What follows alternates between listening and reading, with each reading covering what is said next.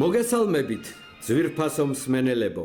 ეთერშია თეთრი კარავი და მე მისი ერთ-ერთი წამყვანი ბატონი დიმიტრი გახლავართ. კატოს ბაბუა.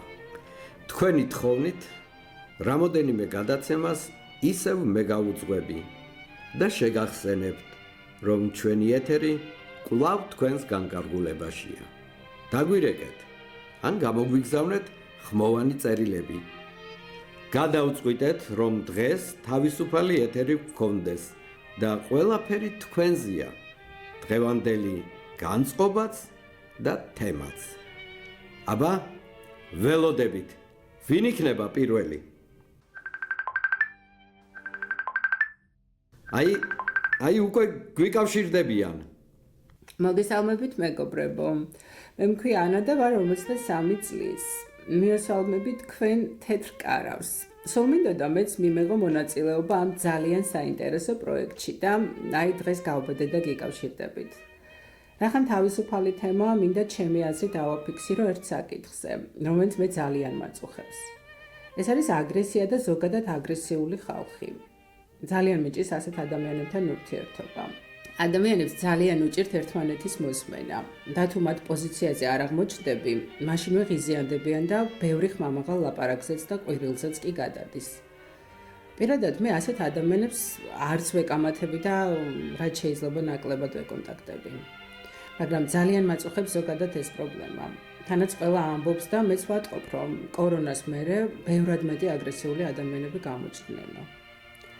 არ ვიცი ეს მართლა ამ პანდემიამ განაპირობა თუ ადრეც იყო და მაშინ ასე არ ხდებოდა თვალში. ამის გამო ისე ვარ დაკომპლექსებული, რომ ზოგჯერ როცა მარკეტში რაღაცის შეძენას ვაპირებ და კონსულტანტის რჩევა მჭირდება, მირჩევნია არ ვიყიდო და თავი ავარიდო არასასიამოვნო დიალოგს. ზოგჯერ იმასაც კი ვფიქრობ, რომ იქნებ მე ვიწევ სხვებში გაღიზიანებას.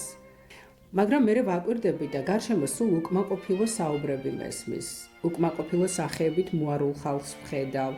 განსაკუთრებით კი მაშინ ვგრძნობ ამას უფრო მტკივნეულად, როცა უცხოეთიდან სამშობლოში ბრუნდები.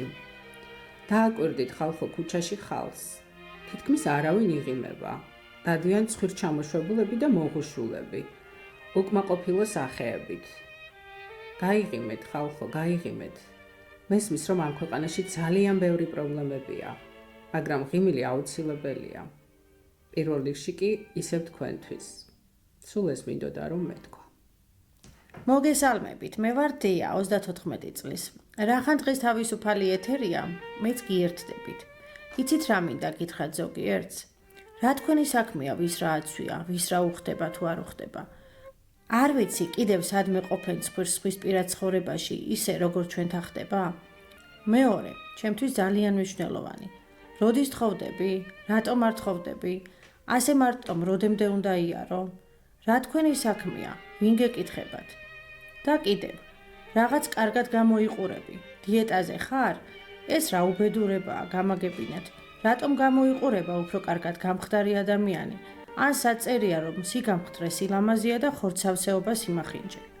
ბოდიში ამდენი უარყოფითი ტონისთვის, მაგრამ ამოვიდა რაყელში. დაეტიეთ თქვენს კანში და თავი შეიკავეთ ზედმეტი კომენტარებისგან. სულ მინდოდა ერთხელ ხმამაღლა გამომეხატა ჩემი აღშფოთება ასეთი ხალხის მიმართ და პირველად მომეცა ამის საშუალება. დიდი მადლობა და ბოდიში. მე მქვია ნინა და ვარ 54 წლის. ნიცადან გიგზავნით ხმოვან წერილს. ვარ სოხუმელი. როცა ომმა დევნილებად გვაქცია, მე და ჩემი მცირეწლოვანი შვილები დიდი ტანჯვა-წამების მერე თბილისში აღმოუჩნდით. ფიზიკურად კი გადავრჩით, მაგრამ მივხვდი, რომ თუ ისევ სადმე ზღვისპირას არ გავაგრძელებდი ცხოვრებას, დიდხანს ვერ ვიცოცხლებდი. ქმარი ომში დამეღუპა და ახლა მე ვიყავი მხოლოდ ყველანაირი გადაწყვეტილების მიმღები. დიდი წვალებით, მაგრამ მოვახერხე და ჩემ შვილებთან ერთად ჯერ პარიზში, მერე კი ნიცაში გადმოვბარგდი. პროფესიით მხატვარი ვარ. დღემდე ჩემს ყველა ნახატში ზღვა არის მთავარი. ისე როგორც სოხუმში ბევრი წლების წინ, აქაც ზღვისპირას ვჯდები და ასე ვქვნით ჩემს ნამუშევრებს. ზღვის ხმა უნდა მესმოდეს, სხვანაირად არ შემიძლია. ვერც დავითვლი, რამდენნაირი ზღვა მაქვს დახატული. მაგრამ მაინც ყველგან სოხუმის სანაპიროა. ჩემი აფხაზეთი. გამიმართლა და საფრანგეთში ჩემს შემოქმედებას ბევრი დამფასებელი გამოუჩნდა. ეკონომიურადაც წელგამართული ვარ, ჩემს შვილებსაც კარგი განათლება მივეცი და ორივე წარმატებული, ახლა უკვე დიდი კაცები არიან. ხშირად მეკითხებიან, ვაპირებ თუ არა დაბრუნებას სამშობლოში. რა თქმა უნდა, ვაპირებ, მაგრამ მხოლოდ სოხუმში. ის არის ჩემი სამშობლო, ერთი დღეც კი არ მიცხოვრი აფხაზეთის მონატრების გარეშე. ეს მინდოდა მომეყოლა. გემშვიდობებით მომავალ შეხვედრამდე.